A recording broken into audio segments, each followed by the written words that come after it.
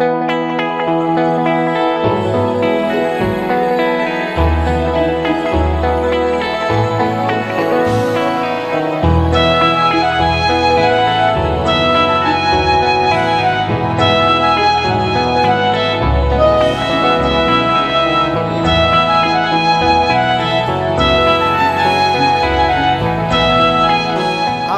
હૃદયમાં બિરાજમાન શ્રી કૃષ્ણને વંદન કરું છું અને કવિ સંદીપ ભાટિયાની પંક્તિઓ સાથે આજની સાંજનો આપણે પ્રારંભ કરીએ કે શબ્દની ભોગળ ખુલે છે સાવધાન, શબ્દની ભોગળ ખુલે છે સાવધાન, ને આપણા પોકળ ખુલે છે સાવધાન, ને ચીર પૂરે એવું અહીંયા કોણ છે. કરુણાશંકરભાઈ આમાં જોજો કે કવિ છેક મહાભારત સાથેનો સંદર્ભ લઈને આવે છે. શબ્દની ભોગળ ખુલે છે સાવધાન, આપણા પોકળ ખુલે છે સાવધાન, ને ચીર પૂરે એવું અહીંયા કોણ છે, શબ્દની સાથળ ખુલે છે સાવધાન. શબ્દ વિશે ઘણું બધું લખાયું છે. ગુજરાતી સાહિત્યમાં અદ્ભુત રચનાઓ થઈ છે. એમાં ગીતો લખાણા છે, ગઝલો લખાણી છે, અછાંદસ લખાણા છે, દોહા લખાણા છે. અને સર્જન કરવું સાહેબ સરળ નથી. મનોજ ખંડેરિયા લખે છે કે પકડો કલમ ને કોઈ પડે એમ પણ બને. આમાં પણ તમે જોજો એક પુરાતન ઘટનાનો સંદર્ભ જોડાયેલો છે. મનોજ ખંડેરિયા એટલે જૂનાગઢના કવિ આપણા, કે પકડો કલમ ને કોઈ પડે એમ પણ બને, આ હાથ આખે આખો બળે એમ પણ બને. એટલે છેક નરસિંહ મહેતાએ જે રાસ જોયો હતો અને જોતા જોતા એમનો આખો હાથ સળગવા માંડ્યો તો એ ઘટના કવિ ગઝલકાર લઈને આવે છે. એટલે કોઈ પણ સર્જન કરવું સરળ નથી, કોઈ પણ રચના સર્જવી સરળ નથી. એ બળતા હાથની વેદના છાતીમાં સંઘરીને કવિ, લેખક કે સર્જક લખતા હોય છે. અને આજની સાંજે આપણે જે સાહિત્ય મૂર્તિને, જે સત્કાર મૂર્તિને સત્કારવા માટે ભેગા થયા છીએ એ શ્રી રાજેશ રાજગોર રચિત ક્યા બાત હૈ શ્રી કૃષ્ણ ચરિતમ. આમ તો જે મેં અગાઉ વાત કરી એ પ્રમાણે ગઝલમાં ઘણું બધું ખેડાણ થયું છે, ગીતમાં ઘણું બધું થયું છે, અછાંદસમાં અલગ અલગ સ્વરૂપોમાં ઘણું બધું લખાયું છે. ગીતાના અધ્યાયને કેટલાકે મીટરમાં ઢાળ્યો પણ છે અગાઉ, પરંતુ શ્રીમદ ભાગવતના દશમ સ્કંધને પૂર્ણ રૂપે ગઝલના મીટરમાં ઢાળવાનું કાર્ય બહુ પહેલી વાર થયું છે. એટલે એ દૃષ્ટિએ શ્રી રાજેશ રાજગોરનું કાર્ય એ અદ્ભુતની શ્રેણીમાં આવે. આપણા કવિ રમેશ પારેખ માટે મોરારી બાપુએ કહ્યું હતું કે આ કંઈક ભાળી ગયેલો કવિ છે. એટલે જ્યારે મુકેશ મને એમ થાય કે આટલી બધી પંક્તિઓમાં એમણે આખું એક પુસ્તક થાય, એટલું બધું ગઝલના મીટરમાં આખો દશમ સ્કંધને ઉતાર્યો હોય તો એ વ્યક્તિ પણ રમેશ પારેખ જેટલો નહીં પણ કંઈક અંશે કંઈક ભાળી ગયો તો ચોક્કસ છે. અને મને એક નાની વાત યાદ આવે છે કે આજે તો તમે જોઈ શકશો કે મારા કુર્તા ઉપર પણ, મારા જબ્બા ઉપર મોરપીંછ છે. તો કવિ મુકેશ જોશીએ પૂછ્યું કે કેમ મોરપીંછ? મેં કીધું આજનો પ્રસંગ જ એવો છે, કૃષ્ણ ચરિતમની વાત કરવાની હોય તો મોરપીંછ વાળું વસ્ત્ર ધારણ કર્યું હોય એ વધારે ઉચિત છે. તો એક જણને, એક વ્યક્તિને ક્યાંક મોરપીંછ દેખાય છે. તો એ કહે છે કે જો અહીંયા મોરપીંછ છે એટલે મોર ચોક્કસ હશે. તો પેલી વ્યક્તિએ કીધું કે કૃષ્ણ પણ તો હોઈ શકે. એટલે આ દ્રષ્ટિ ઘણી વખત રાજેશભાઈ, એક મોરપીંછ દેખાય તો ફક્ત મોર જ ન હોય પરંતુ કૃષ્ણ પણ હોઈ શકે. હા, યસ, કૃષ્ણદત્ત શાસ્ત્રીજી છે જ અને આપણે શરૂઆતમાં એમને સાંભળવાના જ છે. પરંતુ આજે હું વાત કરી રહ્યો હતો કે ગઝલનું સ્વરૂપ જે આખું ગઝલ આમ તો જોવા જઈએ તો અરબસ્તાનથી શરૂ થઈ, ઈરાન થઈ ને પછી ભારતમાં આવી, ઉર્દુમાં લખાયું, હિન્દીમાં ગઝલમાં લખાયું. પરંતુ હેમંતભાઈ ગઝલે ગુજરાતીમાં બહુ જબરું કાઠું કાઢ્યું. ગુજરાતીમાં ગઝલમાં જે ખેડાણ થયું ને એ બહુ અદ્ભુત થયું છે. અને આપણી જે પરંપરા, આપણી જે સંસ્કૃતિ છે એના ઘણા બધા પ્રતીકો. એટલે એક સમય હતો જ્યારે સાકી, શુરા એવી બધી વાતો થતી હતી, પરંતુ એમાંથી હટીને જવાહર બક્ષી, શ્યામ સાધુ, મનોજ ખંડેરિયા, રાજેન્દ્ર શુક્લ ઘણા બધાએ અદ્ભુત પ્રદાન કર્યું છે. માદિલ મંસૂરી સાહેબને અમારી આગલી પેઢીના ઘણા બધા સર્જકો. અને આ જે મેં વાત કરી કે એ બધું થઈ ગયા પછી ગઝલમાં નવું શું થઈ શકે, અને જ્યારે મને રાજેશભાઈએ ફોન કર્યો કે સંજયભાઈ આ રીતે આખો દશમ સ્કંધ મેં ગઝલના મીટરમાં ઉતાર્યો છે, તો ખરેખર આમ મારા રોમાંચ થઈ ગયો, મારા રૂએ મેં કીધું આ કોઈક એવું સારું કાર્ય થયું હોય ને કે જેની નીચે આપણને હસ્તાક્ષર કરવાનું મન થાય, એવું આ સારું કાર્ય થયું છે રાજેશભાઈ.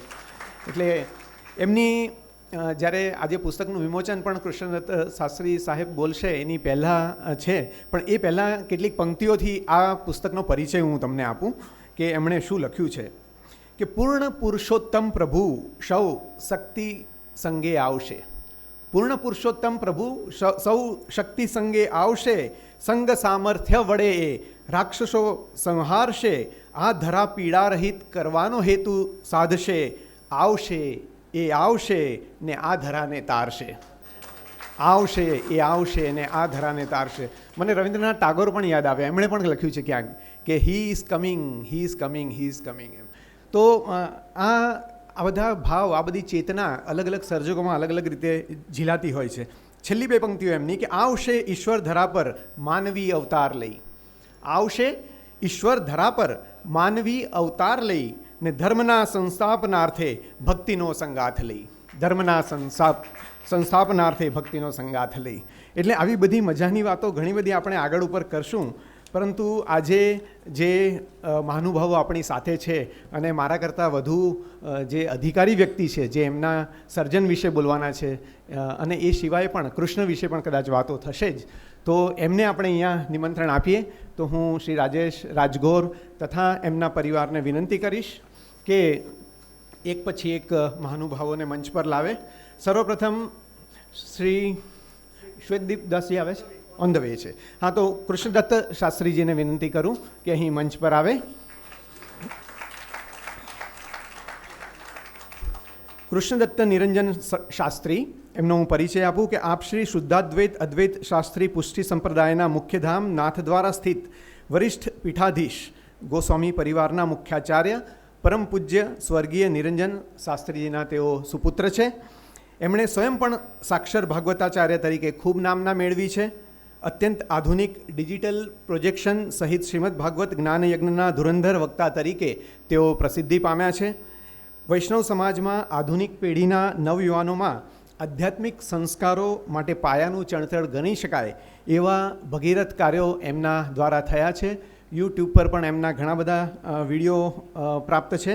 અને શ્રી કૃષ્ણ ચરિતમ ગ્રંથ દશમ સ્કંદ પર આધારિત જે છે તે દશમ સ્કંદના 90 અધ્યાયો ઉપર, કાન દઈને જરા સાંભળજો આંકડાઓ, એના 90 અધ્યાયો ઉપર તેઓના પોણા 200 કલાકના 129 વક્તવ્યો થયા છે. તો શ્રી કૃષ્ણદત્ત શાસ્ત્રીજીને વંદન. અને હવે હું વિનંતી કરીશ રાજેશભાઈને કે કવિ મુકેશ જોશીને અહીં મંચ પર લાવે. કવિ મુકેશ જોશી એટલે તમારા બધા જ માટે અજાણ્યું નામ નથી. બહુ જ ઉત્તમ કવિ, આપણા ગીતકાર છે, ગઝલકાર છે, અછાંદસ લખે છે, અમારા પરમ મિત્ર છે. ગુજરાતમાં વિદેશોમાં ઘણે બધે ઠેકાણે એમણે કાવ્ય પઠન કર્યા છે. ઉત્તમ સંચાલક છે. તમે જ્યારે એમને સાંભળશો ત્યારે તમને ખ્યાલ આવશે કે મુકેશ કેવો અદ્ભુત સંચાલક છે અને સામે તમને જકડી લેવાની એનામાં કેવી અદ્ભુત શક્તિઓ છે. અને આ તો કવિતા એની એક બાબત થઈ, એ ઉપરાંત એ ચિત્રલેખામાં એક નાની સરખી કોલમ પણ લખે છે, બહુ સરસ મજાની કહેવતોને અનુરૂપ. અને ત્રીજી વાત, એણે સરસ નાટકો પણ આપ્યા છે. નાટ્યલેખક તરીકે પણ મુકેશ બહુ જાણીતો છે. અને અમે બધા મિત્રો ઘણી વખત શાળા કોલેજોમાં જઈને આપણી ભાષા માટેના અમે ક્યારેક ત્યાં જઈને વાતો કરતા હોઈએ છીએ બાળકો સાથે. એટલે મુકેશ અને અમે ઘણા 30-35 વર્ષ ઉપરથી કદાચ અમે બધા સાથે કામ કરતા રહ્યા છીએ. ત્યારબાદ જગદીશભાઈ ઓઝા. રાજેશભાઈ, હું વિનંતી કરીશ કે જગદીશભાઈને પણ મંચ પર લાવે. રાષ્ટ્રીય સ્વયંસેવક દળથી એમણે આરંભ કર્યો પોતાના કાર્યોનો, અને ત્યાર પછી બજરંગ દળ સાથે પણ એમણે સારી એવી કામગીરી કરી અને યુવા કાર્યકર તરીકે જગદીશભાઈએ સૌના દિલ જીત્યા.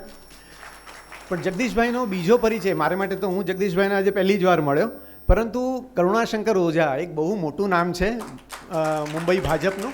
કરુણાશંકરભાઈ, હા, ને કરુણાશંકરભાઈ બહુ જ પ્રેમ રાખે છે મારા મુકેશ પર, રાજેશભાઈ પર. અને એટલા બધા સામાજિક કાર્યોમાં એ સંકળાયા છે. અમારા સમસ્ત બ્રાહ્મણ મહાસંઘના પણ એ ટ્રસ્ટી છે. એટલે એમના સુપુત્ર હોય એટલે જે સાહિત્યનો રંગ એમને ચડ્યો છે એ જગદીશભાઈમાં પણ ઉતર્યો છે. એટલે એ હિસાબે એક સારા ભાવક તરીકે, સજ્જ ભાવક તરીકે જગદીશભાઈ તમારું આજે અહીં સ્વાગત છે. અને નગરસેવક તરીકે એમણે ઉત્તમ કાર્યો કર્યા છે આજ દહીસરમાં, અને હજુ પણ ઉત્તરોત્તર તમે કાર્ય કરો એવી અમારી પ્રાર્થના, અમારી મહેચ્છા. અને શ્વેતદીપદાસજી હજુ ઓન ધ વે છે. રાજગોર પરિવાર દ્વારા શાસ્ત્રીજીનું સન્માન કરીએ આપણે.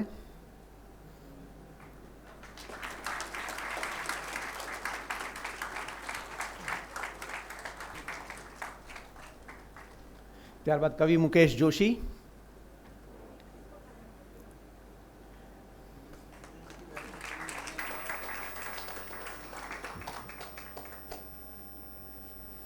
કેટલો આનંદનો પ્રસંગ હોય. હા, જ્યારે એક બાળકનો જન્મ થતો હોય ને એવું એક જ્યારે પુસ્તકનું વિમોચન થતું હોય ત્યારે એક નવું બાળકનો જન્મ થતો હોય ને જે આનંદ હોય ને એવી લાગણી હોય. જગદીશભાઈ ઓઝાનું સન્માન કરશે રાજેશભાઈ.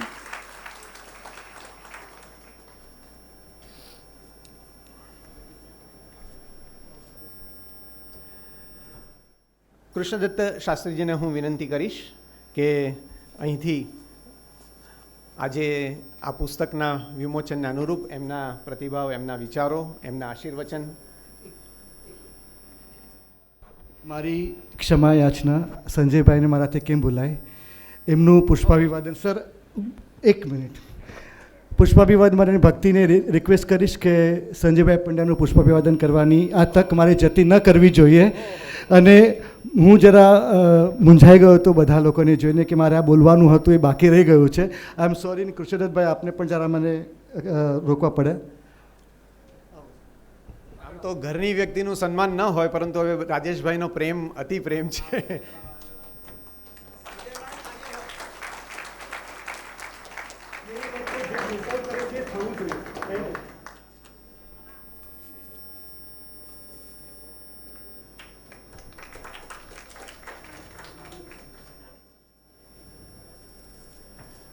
આદરણીય કૃષ્ણદત્ત શાસ્ત્રીજીને વિનંતી કરું કે અહીંથી એમનું વક્તવ્ય રજૂ કરે. બુદ્ધિ પ્રેરક કૃષ્ણસ્ય પાદપદ્મં પ્રસીદતુ ધ્યાના સમર્થ જીવાનામ અસ્માકં સર્વદા સ્વતઃ. ભગવાન શ્રી કૃષ્ણનો પ્રસંગ છે આ. આપ લોકોને સૌને એક શ્લોક કંઠસ્થ છે. હું ઈચ્છીશ કે આપણે સૌ એક શ્લોક સાથે બોલીએ. આપણા સૌની વાણી પવિત્ર થાય અને કંઈક નાના મોટા દોષ જાણતા અજાણતા આપણી વાણી વડે થયા હોય તો એ ભગવાન શ્રી કૃષ્ણ દૂર કરે. તો પ્રેમથી આપ લોકો પણ સાથે સાથે બોલજો. વસુદેવસુતં દેવં કંસચાણૂરમર્દનમ દેવકી પરમાનંદમ કૃષ્ણં વંદે જગદ્ગુરુમ. સૌ પ્રથમ તો કવિ, ગઝલકાર, લેખક, આપની લોકપ્રિયતા, આત્મીયતા અને સંબંધના સ્નેહસૂત્રથી ઉપસ્થિત જે વિશેષ વર્ગ છે એમાં શ્રી શ્વેતદ્વીપદાસજી હમણાં જ પધાર્યા છે. આપણે સૌ તાળીઓના. ખૂબ સરસ. બીજું, જેમના માટે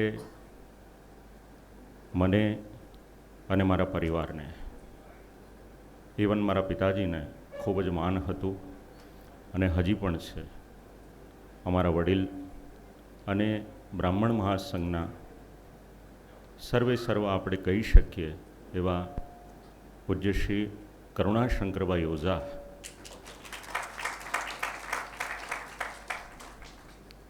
જ્યારે ભગવાન શ્રી કૃષ્ણનું પ્રાકટ્ય થાય છે ત્યારે બ્રાહ્મણોને નિમંત્રણ આપવામાં આવે છે. અને અહીંયા આગળ જો આપણા ઘરના, આપણા સમાજના વડીલ હોય તેવું સમજવાનું કે પ્રભુ આ પ્રસંગથી પ્રસન્ન છે અને પ્રભુની પ્રસન્નતાના પ્રતીક રૂપે આપણા વડીલ અહીંયા પધાર્યા છે. તો કંઈ પણ બોલું એની પહેલાં આપના ચરણોમાં વિનમ્રતાથી વંદન કરું છું. એમના જ સુપુત્ર શ્રી જગદીશભાઈ, પરિચય તો આપ લોકોને આપ્યો. તદુપરાંત મંચસ્થ શ્રી મુકેશભાઈ જોશી, નામ જ પર્યાપ્ત છે, બીજું કંઈ કહેવાની જરૂર નથી. શ્રી સંજયભાઈ પંડ્યા અને સુપ્રસિદ્ધ કલાકાર વર્ગ, મહાનુભાવો, આપ સૌ આ રવિવારની સાંજે સમય કાઢીને પધાર્યા છો એ પ્રતીક છે આ પરિવારને માટે આપનો સ્નેહ, આપનો આદર એનું છે. બીજું, ગ્રંથ લેખન થાય પણ એને પ્રકાશન કરવાને માટે પેઢીઓથી જેમની સેવા રહી છે અને સમાજને માનસિક રીતે સ્વસ્થ જે રાખી રહ્યા છે, NM ઠક્કર એ કંપની, એમના પણ જે મહાનુભાવ ઉપસ્થિત છે એમને પણ ખૂબ ખૂબ અભિનંદન. શ્રી કૃષ્ણ ચરિતમ ગ્રંથ જ્યારે મેં પરિચય વાંચ્યો, શ્રી રાજેશભાઈ રાજગોરનો, કોમ્પ્યુટર પ્રોગ્રામર છે, કોર્પોરેટ ક્ષેત્રમાં કામ કરે છે, મેનેજર લેવલ ઉપર છે, બહુમુખી પ્રતિભા છે. અહીંયા પણ આપણને પુસ્તકોના નામ વંચાય છે. આગળ 3 પુસ્તક પ્રકાશિત થયા છે, આ 4th પુસ્તક છે. અને આ પુસ્તકમાં મારું જે વાંચવામાં આવ્યું લગભગ 28 મહિનાનો પરિશ્રમ છે. જરા કલ્પના કરીએ આપણે તો ખ્યાલ આવે. 28 મહિનાનો પરિશ્રમ સાહિત્યના ક્ષેત્રે સમાજને માટે કોઈ પણ આશા અપેક્ષા રાખ્યા વગર જે વ્યક્તિ કરે છે એ વ્યક્તિના તપ, એને અભિનંદન આપણે અવશ્ય આપી શકીએ. અને એના માટે જ આજનો આ જે કાર્યક્રમ છે એ થયો છે. એનું મૂળ કૃષ્ણ પુરુષોત્તમ પરમેશ્વર, એના આધારે આજે ગ્રંથ પ્રકાશિત થઈ રહ્યો છે. આપનું એક સૂચન હતું મને કે ગ્રંથ જેટલો શક્ય હોય એટલો અવશ્ય વાંચવું. તો કંઈક પ્રભુ કૃપાથી જે પણ પ્રેરણા થઈ છે, શાસ્ત્રની સાથે એને સંકલન કરવાને માટે એક પ્રયત્ન કર્યો છે. કારણ કે ગ્રંથ વાંચન એના લાભ ઘણા બધા છે. સાહિત્યકારો તો આપણને જણાવે, છેલ્લા 2 વર્ષમાં આપણે પણ અનુભવ્યું છે. એક મેન્ટલ સ્ટ્રેન્થને માટે આ ગ્રંથો જે પ્રમાણે ફાળો આપે છે, અને આપણે તો શ્રી વેદવ્યાસજીની પરંપરાથી લઈ અને આજના પુસ્તક સુધી માટે પણ વિચારીએ તો આ ગ્રંથો દ્વારા આપણો આત્મિક વિકાસ પણ ઘણો બધો થયો છે. અને ઘણા બધા લાભ આપણને, માનસિક શાંતિ પણ જે જોઈએ છે એ આપણા ગ્રંથો દ્વારા મળે છે. ગ્રંથો ઉત્તમ મિત્ર છે, એમાં તો કોઈ શંકાને સ્થાન નથી.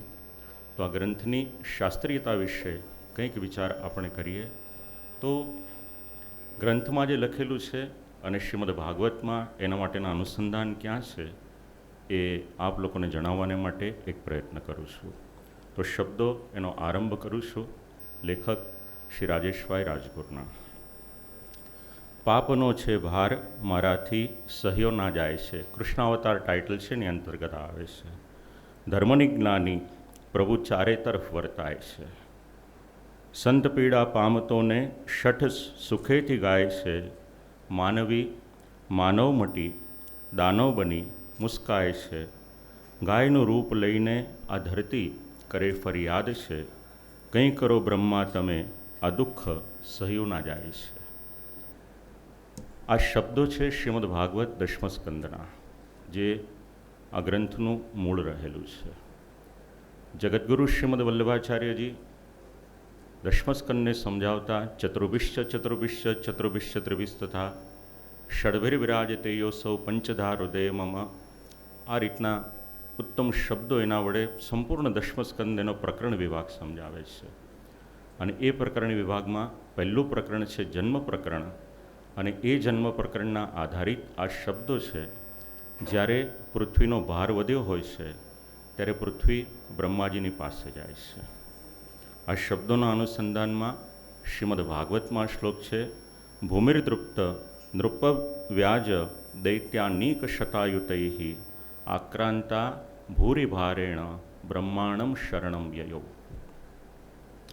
વાત જરાક એક સમજવા જેવી છે. ભૂમિનો ભાર એટલે કેવલ ભૌતિક ભાર વધ્યો છે એ જ અર્થમાં નથી.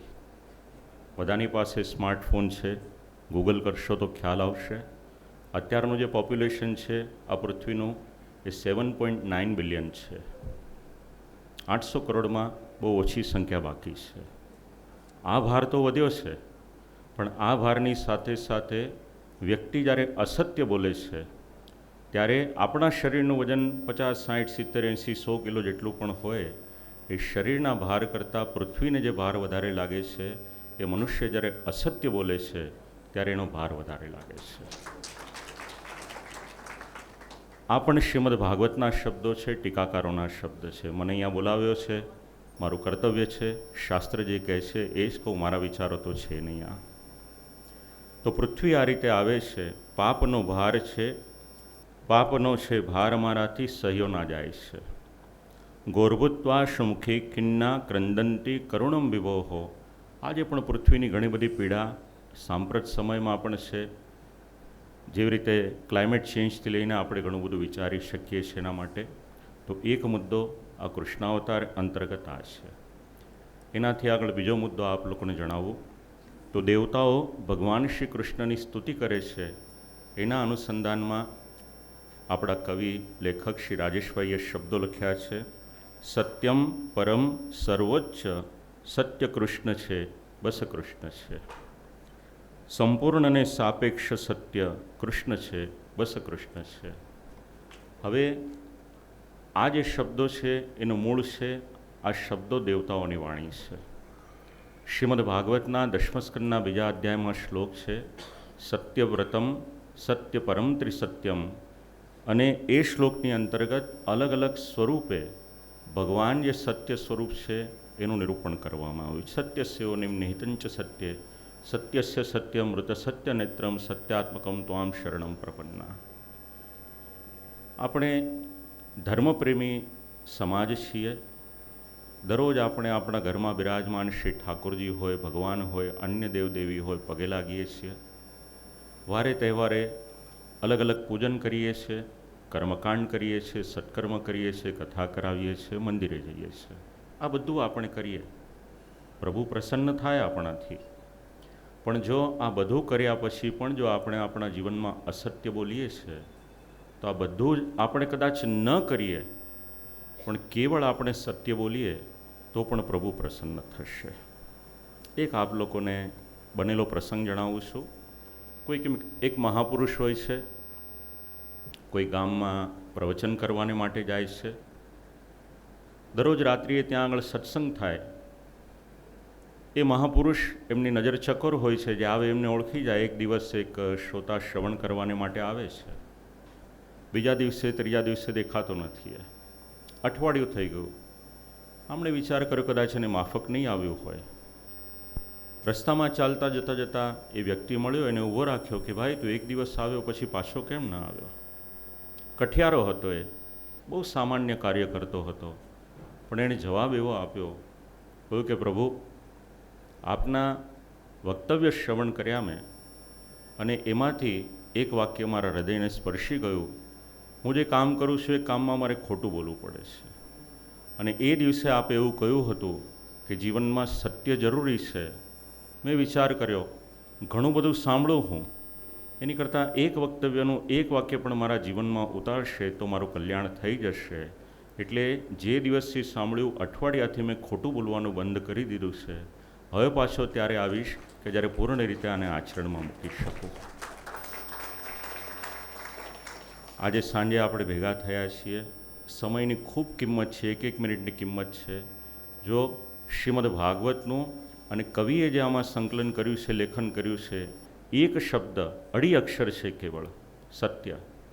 જો એ આપણે આપણા જીવનમાં ઉતારી દઈશું, સમાજ રાજી થશે કે નહીં થશે, પણ આપણો પરમાત્મા અવશ્ય રાજી થશે. એ વાતને આપણે ધ્યાન રાખવાનું છે. એની પછી કૃષ્ણાવતાર, અને એમાં નંદ ઘેર આનંદ ભયો જય કનૈયાલાલ કી. તો એનું અનુસંધાન વિચારવું હોય તો 10મા સ્કંદનો 5મો અધ્યાય છે. નંદસ્વાત્મજ ઉત્પન્ને જાતાલ્લાદો મહામનાઃ આહૂય વિપ્રાન વેદજ્ઞાન સ્નાતશુચિરલંકૃતાઃ વાચયિત્વા સ્વસ્તયનમ જાતકર્માત્મજસ્ય વૈ કારયામાસ વિધિવત. 18 શ્લોકો છે. જો આપણા ઘરમાં આપણી પુત્રવધુ કે આપણી દીકરી એને સંતાન આવવાનું હોય ને ગર્ભમાં બાળક હોય, 18 શ્લોકોનો પાઠ એની પાસે કરાવજો. આપણા ઘરમાં પણ નંદગેર આનંદ વયો. જે આનંદ નંદ બાવા અને માતા યશોદાજીને થયો હતો, એ જ આનંદ શ્રી ઠાકોરજી સ્વયં આપણે ત્યાં પધારી અને કાયમને માટે કરાવશે, એમાં શંકાને સ્થાન નથી. તો આનું અનુસંધાન આ 5મા અધ્યાયમાં મળે છે. એની પછી છે ગોવર્ધન પૂજા. એમાં દેવતાઓનું પૂજન અર્ચન, આ શ્રી રાજેશભાઈના શબ્દો છે. દેવતાઓનું પૂજન અર્ચન નથી કરવું જરૂરી, દેવતાઓના પૂજનથી લાભ મળતો ટૂંક જીવી. અને એમાં ભગવાન શ્રી કૃષ્ણ અને અન્ય દેવતાઓ એની થોડી કમ્પેરિઝન આપી છે. અને એનું મૂળ અગર વિચારવું હોય તો 10મા સ્કંદનો 24મો અધ્યાય 13થી લઈને 30મો શ્લોક છે. કર્મણા જાયતે જંતુ કર્મણૈવ વિલીયતે સુખમ દુઃખમ ભયમ ક્ષેમમ કર્મણૈવાપી પદ્યતે. જેને આપણે થિયરી ઓફ કર્મ કહીએ છીએ, જેને કર્મનો સિદ્ધાંત કહીએ છીએ, બસ એનું જ નિરૂપણ આ ગિરી ગોવર્ધનનું પૂજન છે એના પ્રસંગમાં આપણને મળે છે. સમય થતો જાય છે. એક મુદ્દો હજી કહીશ જે આપણા સૌના જીવનમાં ઉપયોગી છે. 2-1 મિનિટમાં પછી વિરામ લઉં હું.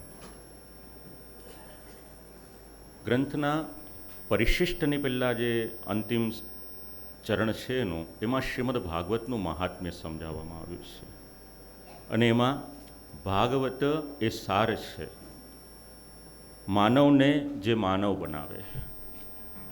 ભાગવત સંસારના સૌ ભોગમાં હે યોગ લાવે. ભાગવત કળિયુગમાં વૈરાગ્યનો વિકલ્પ થઈને ભાગવત માનવ જીવનને ઉન્નતિનો રાહ બતાવે. ભાગવત વ્યવહારને પરમાર્થની ભાષા ભણાવે. ભાગવત એ જ્ઞાન છે જે નરને નારાયણ બનાવે. આ શબ્દો આજના આ પ્રસંગના નાયક છે એમના છે. અને આ જ શબ્દોનું જો અનુસંધાન જોઈતું હોય, શ્રીમદ ભાગવતનો 7મો સ્કંદનો 11મો અધ્યાય, એમાં મનુષ્ય કોને કહેવાય એના 30 લક્ષણ આપ્યા છે.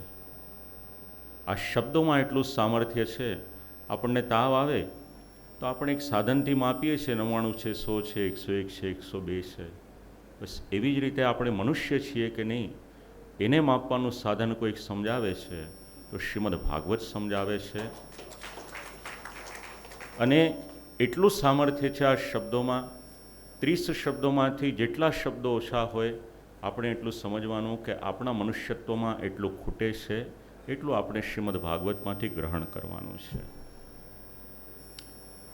તો ખૂબ જ થોડીક મારી મર્યાદા છે આજે સમયની, કારણ કે મારા ઘરનો પ્રસંગ છે, મારા પરિવારનો પ્રસંગ છે. પણ આ જે કાર્ય છે એ ભગવાનની સેવાનું કાર્ય છે. તો એક બાજુ મારી પાસે લૌકિકનો પ્રસંગ હતો, બીજી તરફ અલૌકિકનો હતો. તો અલૌકિકનું પ્રાધાન્ય આમ પણ આપણા જીવનમાં વધારે છે. એટલા માટે કેવળ અને કેવળ મારી વાણી પવિત્ર કરવાને માટે અહીંયા આગળ ઉપસ્થિત રહેવાનું મને સૌભાગ્ય મળ્યું. શ્રી રાજેશભાઈ રાજગોરે, એમના પરિવારે આ અવસર આપ્યો વાણી પવિત્ર કરવાનો, એ મારા જીવનનું સૌભાગ્ય માનું છું.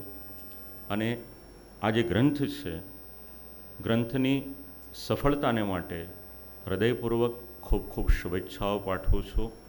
ખાસ કરીને સમાજ આવા નવતર પ્રયોગો જે થાય એને અપનાવે. શક્ય હોય એટલી આ ગ્રંથની આપણે પ્રસિદ્ધિ કરીએ.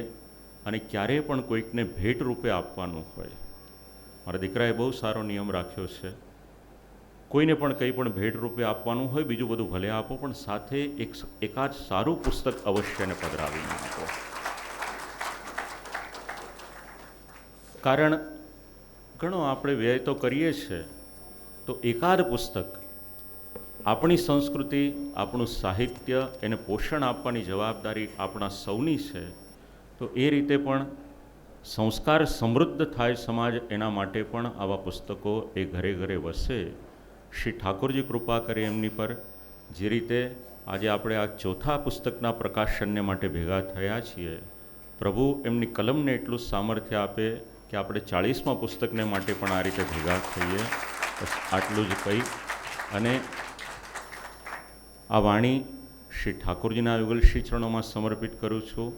શ્રી શ્વેતદ્વીપદાસજી, એમના માટે ગઈકાલે મને પરિચય મળ્યો એમનો. પૂનામાં મારી કથા હતી, માલાણી પરિવારે એમનો પરિચય આપ્યો. સમાજ સેવાના ઘણા જ કાર્યો કરી રહ્યા છે અને આવી વિભૂતિ આપણી વચ્ચે ઉપસ્થિત હોય એમનો લાભ પણ આપ લોકો અવશ્ય લેજો. આટલું કહી પ્રભુના શ્રી ચરણોમાં પ્રણામ કરી અમારા વડીલ પુનઃ એકવાર શરૂઆતમાં જે પ્રમાણે આપણે વડીલના આશીર્વાદ લઈએ, વિરામ સમયે પણ પૂજ્ય શ્રી કરુણાશંકરભાઈ ઓઝાના શ્રી ચરણોમાં પ્રણામ કરી આપ સૌને ભગવત સ્મરણ કરી, મંચસ્થ મહાનુભાવો આપને પણ વંદન કરી મારી વાણીને વિરામ આપું છું. અસ્તુ.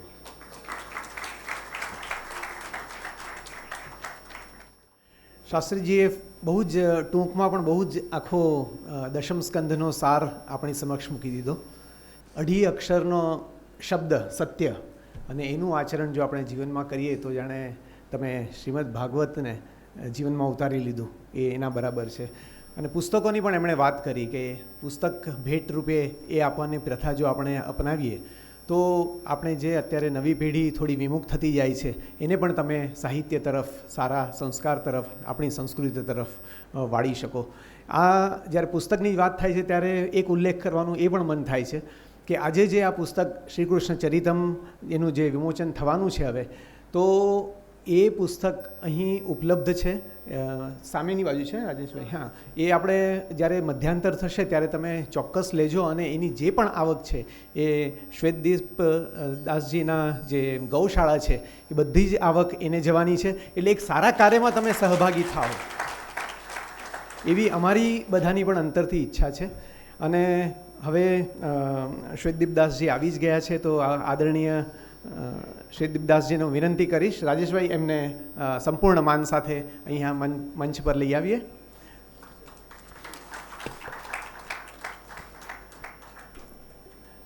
શ્વેતદીપદાસજી ઇસ્કોન સંસ્થા સાથે વર્ષોથી જોડાયેલા છે અને આજીવન એ સંસ્થાને તથા એના ઉદ્દેશને સમર્પિત એવી સંસ્થા અન્નામૃત ફાઉન્ડેશન પૂનાના પ્રમુખ તરીકે તેઓ હાલ કાર્યરત છે. ગરીબ અને બેરોજગાર યુવાનોને તાલીમ આપવાનું, એમને આત્મનિર્ભર બનાવવાનું કાર્ય પૂનાની જેલમાં, યરોડા જેલમાં જે આજીવન કેદીઓ છે એમને ગીતા તરફ વાળવા, ગીતા જ્ઞાન આપવું, કતલખાનામાં જતી ગાયોને બચાવવી, એને ગૌશાળામાં લાવવી, શ્રી સશક્તિકરણ, નિરક્ષરતા અભિયાન, એવી બધી પ્રવૃત્તિમાં એમનું ઘણું બધું યોગદાન છે. અને પુણે અને અન્ય યુનિવર્સિટીમાં ભગવદ્ ગીતા અને વેદોપનિષદના સર્ટિફાઈડ કોર્સ કરાવવા જેવા સરાહનીય કાર્યો પણ એમના હાથે થયા છે. અને આ પુસ્તક છપાવવાની આર્થિક જવાબદારી પણ એમણે ઉપાડી લીધી. અને જેમ મેં અગાઉ કહ્યું એમ એ આ પુસ્તકની બધી જ આવક ગૌશાળાને જશે, એટલે એ પણ તમે ધ્યાનમાં રાખજો. આપણે આદરણીય શ્વેતદીપદાસજીનું સન્માન કરીએ. રાજેશભાઈ રાજગોરને વિનંતી કરું કે એમનું સન્માન કરે.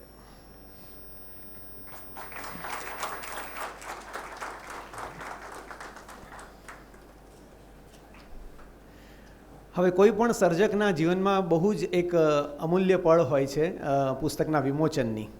પરંતુ આ પુસ્તકનું વિમોચન થાય એ અગાઉની આખી જે પ્રક્રિયા છે, સર્જકે તો લખી લીધું, 2.5 વર્ષ મહેનત કરી, 2 વર્ષ મહેનત કરી, 17 વર્ષની એમની જે ગઝલની જે આખી એમના જે સતત ગઝલ શીખવાના જે પ્રયાસો હતા એ બધા જ નીચોવીને એમણે 2 વર્ષમાં સરસ મજાનું આ પુસ્તક આપ્યું. પરંતુ એ પુસ્તકને જે ઘાટ આપે છે, તમને ખ્યાલ હશે કે આપણે ગામડામાં જ્યારે સુવાવડ થાય ને, અત્યારે હવે બધા જે હોસ્પિટલો થઈ ગઈ, પરંતુ ગામડામાં પહેલાં હોસ્પિટલ નહોતી, ત્યારે એક સારી સુયાણી હોય, એ સારી સુયાણીના હસ્તે એની ડિલિવરી થાય, એનું બાળક જન્મે, તો એ સુયાણી તરીકે અમારા બહુ નિકટના મિત્ર એવા હેમંત ઠક્કર, પ્રકાશક હેમંત ઠક્કર, એમને વિનંતી કરો અહીંયા આવે. કારણ કે જ્યારે પુસ્તકનું વિમોચન કરવું હોય તો બહુ અમારા પ્રેમાળ મિત્ર છે, એટલે હું એમને સુયાણી તરીકે પણ એમને અહીંયા નિમંત્રણ આપી શકું. એમણે બહુ ઉત્તમ પુસ્તકો આપ્યા છે ગુજરાતી ભાષાને, અને આ પુસ્તકના વિમોચન માટે હવે આપણે આદરણીય શ્વેતદીપ દાસજીને વિનંતી કરી. હા, પહેલાં આપણે એમનું સન્માન કરીએ. હેમનભાઈનું NM ઠક્કરની કંપની, હેમનભાઈ ઠક્કર, તમે ઘણા બધા એમના નામથી પરિચિત હશો. અને રાજેશભાઈ, હવે આપણે વિમોચન વિધિ માટે આપણે આગળ વધીએ.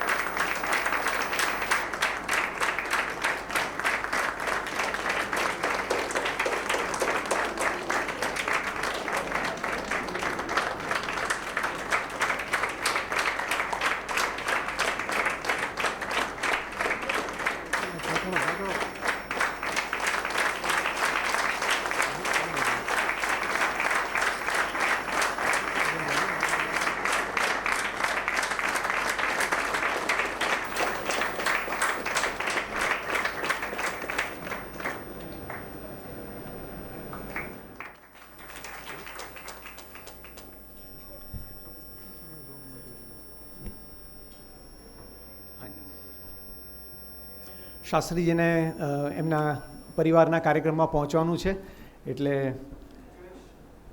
એ વિદાય લેશે.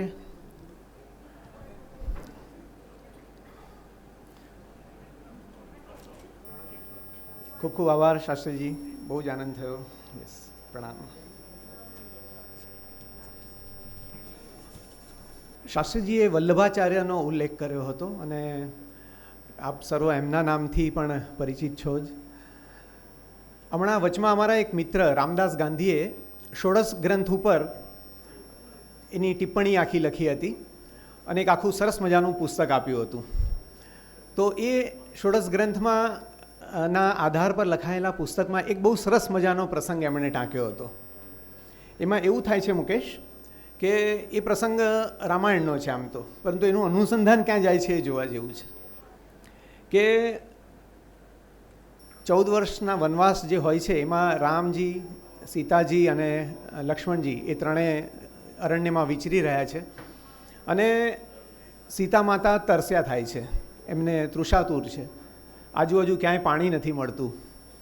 લક્ષ્મણ પણ આમ તેમ કોશિશ કરે છે, રામ ભગવાન જુએ છે આજુબાજુ પણ ક્યાંય પાણી મળતું નથી. અને અહીંયા તો તૃષા વધતી જાય છે સીતાજીની. એટલે લક્ષ્મણ એક વૃક્ષની ટોચ પર ચઢે છે, ત્યાંથી પણ જુએ છે પરંતુ ક્યાંય દેખાતું નથી. નીચે આવે છે, થોડું ફરી એકવાર આમ તેમ આટા મારે છે, ત્યાં એક મોર એની નજીક આવે છે અને એ મોર જાણે એને દિશા સૂચન કરતો હોય. મોર થોડો થોડો આગળ વધે, એક પીછું ખેરવતો જાય અને પાછળ લક્ષ્મણજી ચાલતા જાય. એમ ધીરે ધીરે ધીરે ખાસું એવું અંતર એ બંને પસાર કરે છે અને મોર એમને એક નાના ઝરણા સુધી લઈ આવે છે. ત્યાંથી લક્ષ્મણજી પોતાનું સીતાજી માટે પાણી લે છે અને સીતાજીની તરસ તૃપ્ત કરે છે. પરંતુ આ પ્રક્રિયા દરમિયાન મોર પોતાના બધા જ પીંછા ખોઈ બેઠો છે. રામ ભગવાનને જ્યારે જાણ થાય છે કે આ ઘટના ઘટી છે ત્યારે એ એને બહુ સરસ વાત કરે છે. એ કહે છે કે તે સીતાજી માટે, તૃષાતુર સીતાજી માટે તે જ્યારે પાણી દેખાડવા માટે તારા બધા જ મોરપીંછ તે ખેરવી નાખ્યા છે, ત્યારે અત્યારે તો આપવા માટે મારી પાસે કશું જ નથી, પરંતુ આવતા જન્મે જ્યારે હું કૃષ્ણ બનીશ, કૃષ્ણનો અવતાર લઈશ, ત્યારે મારા મસ્તક પર તારા મોરપીંછને હું ધારણ કરીશ. એટલે આ બહુ સરસ પ્રસંગ હતો, મને થયું કે તમારા બધા સાથે વહેંચું. અને હવે આપણે વિનંતી કરીએ જગદીશભાઈ ઓઝાને કે અહીંથી એમનું વક્તવ્ય, એમનો પ્રતિભાવ પુસ્તક વિશેનો રજૂ કરે. જગદીશભાઈ ઓઝા. સૌને જય શ્રી કૃષ્ણ. શ્રી કૃષ્ણ ચરિતમ ગ્રંથના લોકાર્પણમાં ઉપસ્થિત અને જેમના હસ્તે આ ગ્રંથનું લોકાર્પણ થયું એવા શ્વેતદાસદીપજી, હમણાં જ આપણે જેમના આશીર્વચન સાંભળ્યા અને આ ગ્રંથ વિશે થોડાક પૂર્ણ માહિતી આપે એવા આપણા કૃષ્ણદાસ શાસ્ત્રીજી, અહીં ઉપસ્થિત હું જેમને મારા ગુરુ માનું છું અને જેમને કારણે હું અહીંયા આપની સમક્ષ ઊભો છું, અમારા પિતાશ્રી કરુણાશંકરભાઈ ઓઝા, મારા મિત્ર કવિ શ્રી મુકેશભાઈ જોશી, કવિ શ્રી સંજયભાઈ પંડ્યા, શ્રી હેમંતભાઈ ઠક્કર, અને જેમને નિમિત્તે હું અહીંયા છું, જેમણે મારું નામ રેકમેન્ડ કર્યું હતું રાજેશભાઈને, એવા મારા મિત્ર, પારિવારિક મિત્ર દીપકભાઈ ઠક્કર, નલિનભાઈ ઉપાધ્યાય, અને આપણે સૌ જાનૈયાઓ જેની જાનમાં આજે આવ્યા છે એવા વરરાજ આપણા રાજેશભાઈ રાજજીગોર. આમ તો કદાચ રાજકીય મંચે તો મારી માટે બોલવું બહુ સહેલું હોય, એ થોડું અઘરું પડે, કેમ કે એટલા બધા મોટા વિદ્વાનો, મોટા મોટા કવિઓ, એની વચ્ચે મારે શું બોલવું. રાજકીય ભાષણ આપવું હોય તો અડધો કલાક આપી શકું, પણ છતાં આપે મને અહીંયા બોલાવ્યો એ બદલ હું રાજેશભાઈનો હૃદયથી આભાર વ્યક્ત કરું છું. અને ભાગવતના 10મા સ્કંદની સંપૂર્ણ લીલા એમણે ગઝલ રૂપે આ પુસ્તકમાં ઉતારી છે. પણ મારી એક એવી કલ્પના છે કે આ ગઝલને સંગીતમય રૂપે બી આપ રજૂ કરો કે જેનાથી વધારેમાં વધારે આપણે યુવાનો સુધી પહોંચી શકીએ. વાહ ભાઈ વાહ. ચલો, મેં ઈચ્છા વ્યક્ત કરી અને ઈચ્છા બી આજે ચરિતાર્થ થાય છે, એનો પણ મને આનંદ છે. અને આજે વધારે કંઈ બોલવું અથવા હું બોલી પણ નહીં શકું, પણ હું જરૂર રાજેશભાઈને મારા હૃદયથી અભિનંદન આપું છું અને એમને આવનારા દિવસોમાં એમની સફળતા માટે પણ ખૂબ ખૂબ શ્રી કૃષ્ણને ચરણે વિનંતી કરું છું. અને આજે ખાસ અમારી વચ્ચે અમારા શિક્ષિકા કે જેમણે મને ભણાવ્યો હતો ગોપાલજી હમણાજ હાઈસ્કૂલમાં, ઇન્દુબેન સંપણ પણ ઉપસ્થિત છે. હું એમના ચરણોમાં પણ વંદન કરું છું. અને ફરીથી એકવાર આપ સૌ અહીંયા બેઠેલા એમના હૃદયમાં બેઠેલા શ્રી કૃષ્ણને હું વંદન કરી અને અહીં જ વિરમું છું. ધન્યવાદ. જય શ્રી કૃષ્ણ.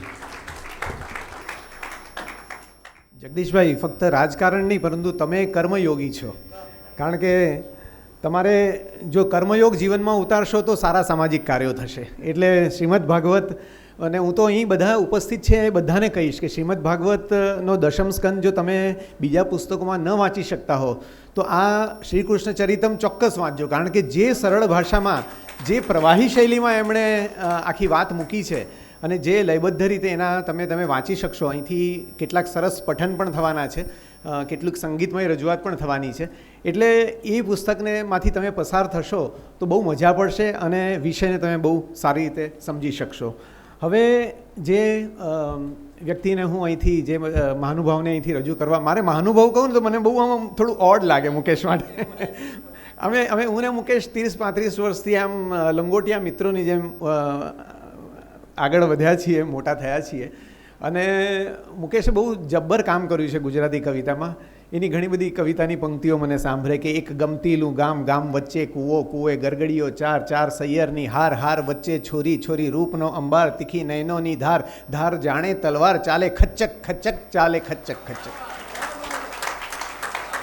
તો આ મુકેશ જોશી. અને મુકેશ એક ઠેકાણે બહુ સરસ લખે છે, આજના દિવસને અનુરૂપ એ બે પંક્તિઓ છે કે એટલે તો જિંદગીભર શંખ ફૂંક્યો. શેર સાંભળજો રાજેશભાઈ. એટલે તો જિંદગીભર શંખ ફૂંક્યો, વાંસળી ફૂંકે તો આવે યાદ રાધા. વાંસળી ફૂંકે તો આવે યાદ રાધા. આવો કવિ મુકેશ જોશી. મંચસ્થ મહાનુભાવોને વંદન. આપ સૌને નમસ્કાર. અને બે પંક્તિઓ છે કે આંખમાં ઉત્તર છતાં તમને થશે હું પ્રશ્ન કહું છું. આંખમાં ઉત્તર છતાં તમને થશે હું પ્રશ્ન કહું છું. ધ્યાનથી સૌ સાંભળો, તમને હું જય શ્રી કૃષ્ણ કહું છું. હવા કૃષ્ણમય છે. હું આવ્યો ને અત્યારે, ત્યારથી મને એવું ફીલ થઈ રહ્યું છે અત્યારે છેલ્લી 25 મિનિટથી. એટલે એક નવી ગઝલના બે શેર કહેવા છે પહેલાં. અને આજે કોઈ વખત જ એવું બને છે કે કોઈ સારા મિત્ર માટે અગાઉ એક જ દિવસ પહેલાં ગઝલ લખાઈ હોય, એટલે તમારું જેમ પુસ્તકનું આજે વિમોચન છે ને એમ મારી ગઝલનું અત્યારે વિમોચન છે અને તમે બધા જ એના સાક્ષી છો. તો હવા કૃષ્ણમય છે અને આ સભા કૃષ્ણમય છે. હવા કૃષ્ણમય છે, સભા કૃષ્ણમય છે, નિરખતી નજરની છટા કૃષ્ણમય છે, નિરખતી નજરની છટા કૃષ્ણમય છે. ને કહ્યું રાધિકાએ મને કાનમાં કે, કહ્યું રાધિકાએ મને કાનમાં કે તમે જ્યાં ઊભા એ જગા કૃષ્ણમય છે, તમે જ્યાં ઊભા એ જગા કૃષ્ણમય છે. સાહેબ, બધું કૃષ્ણમય થઈ ગયું. હું ક્યારનો વિચારું છું, સંજય બહુ સરસ મજાનો સંચાલક છે, એણે મોરપીચ્છ રંગનો એણે શ્રીનાથજીથી ખાસ મંગાવેલો ડ્રેસ પહેર્યો.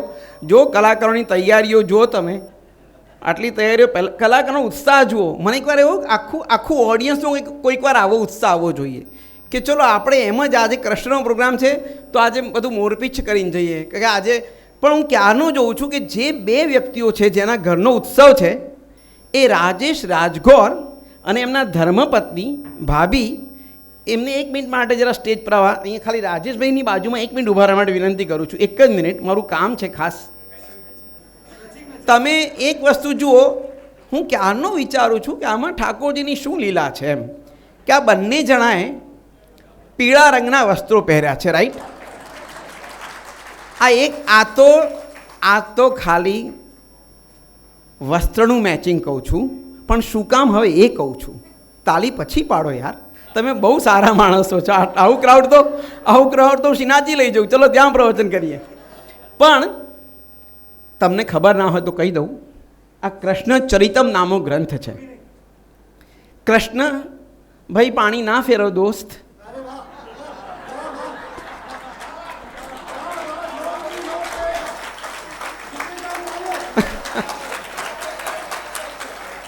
એટલે અચ્છા, પણ આ કૃષ્ણ ચરિતમ ગ્રંથ છે ને સર, તમારે કૃષ્ણના ચરણે જવું હોય તો તમારો ભાવ છે ને એ રાધા જોઈએ, ગોપી ભાવ જોઈએ. અને રાધાનો પ્રિય કલર પીળો કલર છે. તમને કહી દઉં, પીળા કલરનો રાધા ભાવ પહેરીને બે ઊભા છે એટલે કૃષ્ણ ચરિતમ સુધી જવાનો આ રસ્તો એમણે નક્કી કર્યો છે. એટલા મોટા પીળા વસ્ત્રો છે. અમસ્તા નથી રંગ પીળા થતા, અમસ્તા હાથ પીળા નથી થતા, વસ્ત્ર ક્યાંથી પીળા થાય સાહેબ? તો આ હવા કૃષ્ણમય છે, સભા કૃષ્ણમય છે, નિરખતી નજરની છટા કૃષ્ણમય છે. કહ્યું રાધિકાએ મને કાનમાં કે તમે જે ઊભા એ જગા કૃષ્ણમય છે. અને કરાવે એ ઝાંખી. પુષ્ટિમાર્ગમાં એક સરસ શબ્દ છે, ઝાંખી કરવી. સાહેબ છે ને, તમે જુઓ, ભગવાનના દર્શન કરવાને એટલે આમ તાકીને જોવાનું નહીં હો. પુષ્ટિમાર્ગમાં તો ના પાડી છે, એવા દર્શન નહીં કરવાના. કેમ? આપણી નજર વાગે ને ભગવાનને. આપણી નજર તો કેવી છે, દુનિયાદારીથી ભરેલી, જેમાં કામ, ક્રોધ, લોભ બધું છે. એ તો ભગવાનને વાગે યાર. એટલે એકદમ ન જોવાય ભગવાનને, થોડું જોવાનું, આંખ ફેરવાની, પાછી જોવાની, આંખ બંધ કરવાની. એ ઝાંખી કરવાની વાત છે. અને શેર સાંભળો, અને ઝાંખી કરવાની આપણી તાકાત નથી, બરાબર? કરાવે એ ઝાંખી કે ઝાંખો ન લાગવું. કરાવે એ ઝાંખી કે ઝાંખો ન લાગવું. જો કૃષ્ણની આ કલા કૃષ્ણમય છે, હવા કૃષ્ણમય છે, સભા કૃષ્ણમય છે. તો શ્રીમદ એસી ભક્તિવેદાંત સ્વામી પ્રભુપાદનું પુસ્તક છે એ કૃષ્ણ પૂર્ણ પુરુષોત્તમ. હવે એ તમે વિચાર કરો કે એ પુસ્તક આ બ્રાહ્મણ ભાઈના હાથમાં આવ્યું, આપણા રાજેશભાઈના હાથમાં પુસ્તક આવ્યું. જો તમારા હાથમાં એ પુસ્તક હોય, મારા હાથમાં, આપણે શું કરીએ? પહેલાં જોઈ લઈએ, આડું અવળું જોઈ લીધું. પછી એમ કે નવરાશ પડે વાંચીશું એટલે બાજુમાં મૂક્યું. પછી નવરાશ તો આવતી જ નથી અને પછી જિંદગી પૂરી થઈ ગઈ. આવું બહુ જગ્યાએ બન્યું છે. મેં ઘણા ઘરોમાં લાઇબ્રેરી જોઈ છે, પણ હું પૂછું કે આમાં શું છે તો કંઈ તમને જોઈ તો લઈ જાય એટલું કે મને. અરે મેં એટલા માટે નથી પૂછ્યું. પણ એટલે એમના હાથમાં પુસ્તક આવ્યા પછી સર્જકને વિચાર આવ્યો કે આ તો હૃદયમાં પહોંચી ગયેલું પુસ્તક છે, આને મારે કેવી રીતે વધારે આગળ વધારવું. અને એના માટે આ રાજેશભાઈ 28 મહિના મહેનત કરી. હવે એક તો પહેલાં તો ગઝલ લખવી બહુ અઘરી ભાઈ, સામે તમે કોઈ દિવસ પ્રયત્ન કરતા નહીં. ગઝલ લખવી બહુ જ અઘરી છે. તમને એક લાઈનની વ્યાખ્યા કહું. અમદાવાદના કવિ છે સંજય મધુસૂદન પટેલ, એણે એવું લખ્યું છે ગઝલ કેવી રીતે લખાવી છે કે આ ગઝલ અમથી નથી કહેવાઈ ગઈ. રાજેશભાઈ શેર સુનિએગા. આ ગઝલ અમથી નથી કહેવાઈ ગઈ, બે પાંપડોની વચ્ચે કીકીઓ છોલાઈ ગઈ. બે પાંપડોની વચ્ચે કીકીઓ છોલાઈ ગઈ ત્યારે ગઝલ લખાય છે. એક તો ગઝલ લખવી અઘરી, એમાં શ્રી પ્રભુપાદ સ્વામીનું આ પુસ્તક, એ વિચારો એમના અને ગઝલ આપણી એટલે ઓર અઘરું. આપણા વિચારોને આપણે લખીએ તો હજી એ ચાલે, આ તો એ વિચારો આપણા એટલે બીજું અઘરું કામ. એમાં ત્રીજું કૃષ્ણને પકડ્યા. હવે કૃષ્ણ તો દોરડાથી ના બંધાય, નાકથી ના બંધાય, ગઝલમાં બાંધ્યા એણે. આવું અઘરું કામ લઈને બેઠા ભાઈ સાહેબ, તો પછી તો 28 મહિના થાય ને. અને આમ તો જુઓ તો 2.5 વર્ષની મહેનત છે. 2.5 વર્ષની મહેનત ગણો ત્યારે પુસ્તક પૂરું થયું. આ 2.5 બહુ અઘરું, એણે જે કહ્યું ને પેલા ભાઈએ પણ કહ્યું 2.5 અઘરા. 2.5 તમે જોજો, 2.5 એટલે સત્ય, બરાબર, અઘરું. 2.5 અક્ષરનો પ્રેમ સૌથી અઘરો, અને એનાથી અઘરું 2.5 અક્ષરનું લગ્ન. ગાવા નીકળી જાય. પણ 2 અક્ષર બહુ સારા. 2 અક્ષર સહેલા છે. ચોરી સહેલી, આપણા ફાવે. લોભ સહેલો, ક્રોધ સહેલો, આ બધું 2 અક્ષરવાળું સહેલું. પણ આ ભાઈ 2.5માં પડ્યા છે, અને 2.5માં પડીને અઘરું કામ કર્યું છે. એટલે મારી આપને વિનંતી છે કે કોઈ આટલું સુંદર કામ કરે તો સમાજની એ ફરજ બને છે. જો સર્જક છે ને બ્રહ્મા છે, સર્જક બ્રહ્મા છે, એ અર્થમાં એણે સર્જન કરી લીધું.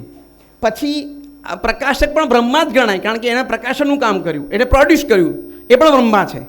હવે આપણે બધા છીએ ને બીજા રોલમાં આવ્યા છીએ. એ રોલ છે વિષ્ણુનો, કારણ કે પોષણ તો કરવાનું ને. હવે આનું આ પોષણ કરવાનું. અત્યારે એવું કહે છે કે વિષ્ણુ ભગવાન આરામમાં છે. વિષ્ણુ ભગવાને લાંબુ વેકેશન લીધું છે, એટલે એ જવાબદારી આપણને સોંપી છે કે ભાઈ તમે સંભાળજો, બધા પુસ્તકો પ્રગટ થાય તો તમે લેજો, વેચજો ને વહેંચજો એ ખરા. આ કામ આપણું છે. જો આ કામ આપણે નહીં કરે વિષ્ણુ, તો શંકર ભગવાન તો રેડી જ છે.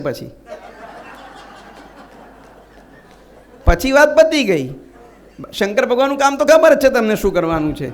તો આ વિષ્ણુ ભગવાનના રોલમાં હવે આપણે ઊભા છીએ, આપણે વાચકો તરીકે, આપણે ભાવકો તરીકે. એટલે આ પ્રકાશકો કે સર્જકોને એવું કદી ના લાગવું જોઈએ કે યાર કોઈ લેતું નથી. ના ના ના ના, લે છે. ગુજરાતી લોકો તો લે જ શકે, કારણ કે આપણે તો અમસ્તું પેલી લગ્નની થાળી કરીને સંજય, અને પેલો જો એડ્રેસ આપણે 9 આઈટમ બતાવે કે ના 10મી મૂક, આમાં હજી એક ખૂટે છે ભાઈ. એ 10મી મૂકાઈને પેલો કહે કે ભાઈ આમાં 10,000 થશે, તો કે મૂક યાર, ખવડાવ બધાને. એ 10,000નો વાંધો નથી આવતો, તો પછી અહીંયા 100 રૂપિયાની કે 200 રૂપિયાની ચોપડીમાં આપણને શું કામ વાંધો આવવો જોઈએ? ના આવવો જોઈએ.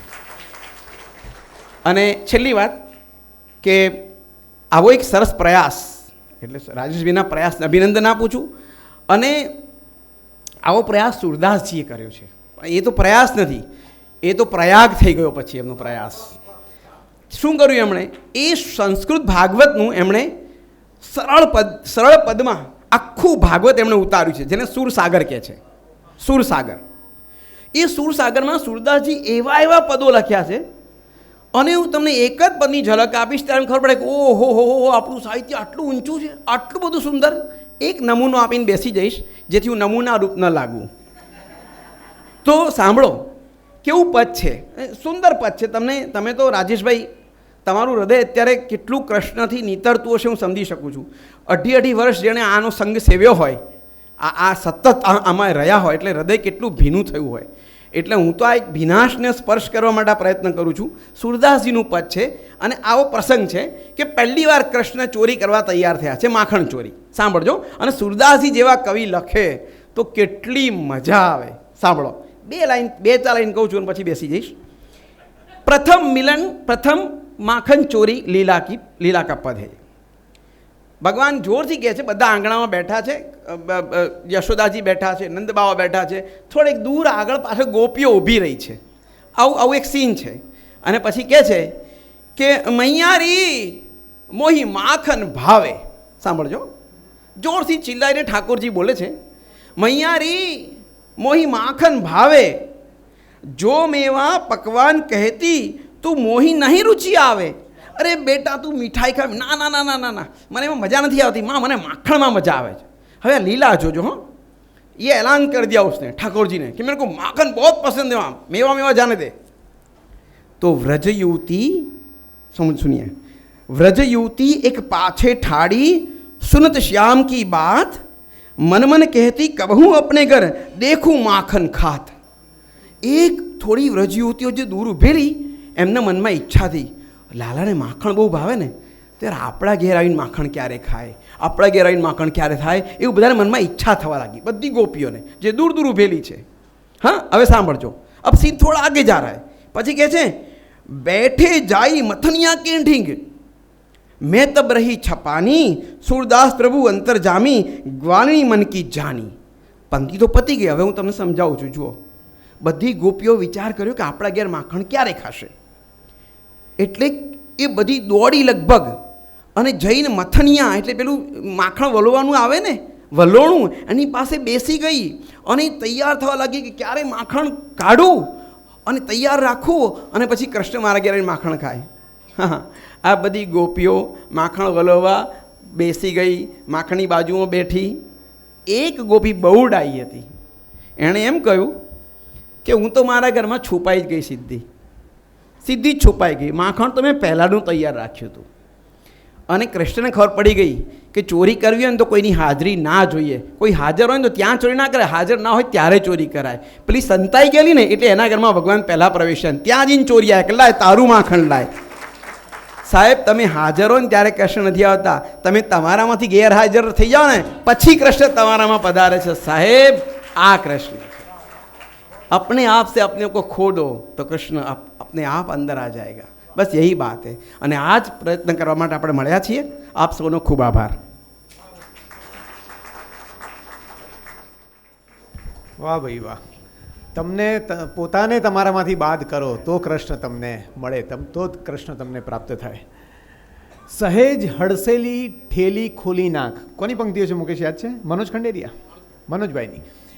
સહેજ આપણા ગુજરાતી સાહિત્યમાં જે લખાયું છે એમાં કૃષ્ણ ઉપરની ગઝલો, કૃષ્ણ ઉપરના ગીતો અદ્ભુત છે બધા, તમારે એમાંથી પસાર થવું જોઈએ. પણ આ જે બે ચાર પંક્તિઓ મને યાદ આવે છે કે સહેજ હડસેલી ઠેલી ખોલી નાખ, બંધ જીવતરની આ ડેલી ખોલી નાખ. ને આ ગઝલ એટલે આપણા જીવન તાંદુલ, પોટલી શરમ મેલી ખોલી નાખ, પોટલી શરમ મેલી ખોલી નાખ. એટલે જે કૃષ્ણ સુદામાની મૈત્રીનું અને એ પેલી તાંદુલવાળો જે પ્રસંગ છે એ પણ કેવો સરસ મજાનો ઉતરે છે ગુજરાતી ગઝલકારની રચનામાં. મને મારી કેટલીક પંક્તિઓ યાદ આવે છે અને પછી હું આજના આપણા આદરણીય શ્વેતદીપદાસજીને વિનંતી કરીશ. એમાં મેં લખ્યું છે કે શ્યામ તમારી નાની નાની આંખોમાં જો જળજળિયાથી મને ફૂટવા દ્યો તો, શ્યામ તમારી નાની નાની આંખોમાં જો જળજળિયા થઈ મને ફૂટવા દ્યો તો, અને પછીથી મોર પીછના રંગો મારી ચૂંદડી હાટું જરી ચૂંટવા દ્યો તો, શ્યામ તમારી નાની નાની આંખોમાં જો જળજળિયા થઈ મને ફૂટવા દ્યો તો. ગીત લાંબુ છે, સમય આપણી પાસે ઓછો છે અને વિદ્વાન વક્તા આપણા કાર્યક્રમના પ્રમુખ એવા આદરણીય શ્વેતદીપદાસજીને હું વિનંતી કરીશ કે એમનું વક્તવ્ય અને એમના આશીર્વચન અહીંથી રજૂ કરે. आइए. सबसे पहले एक प्रार्थना बोलते हैं सब मिलके. मेरे पीछे आप दोहराइए. ओम नमो भगवते वासुदेवाय.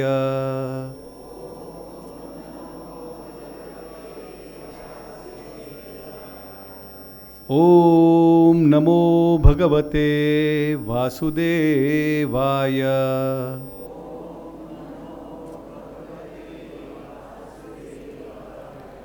ओम नमो भगवते वासुदेवाय.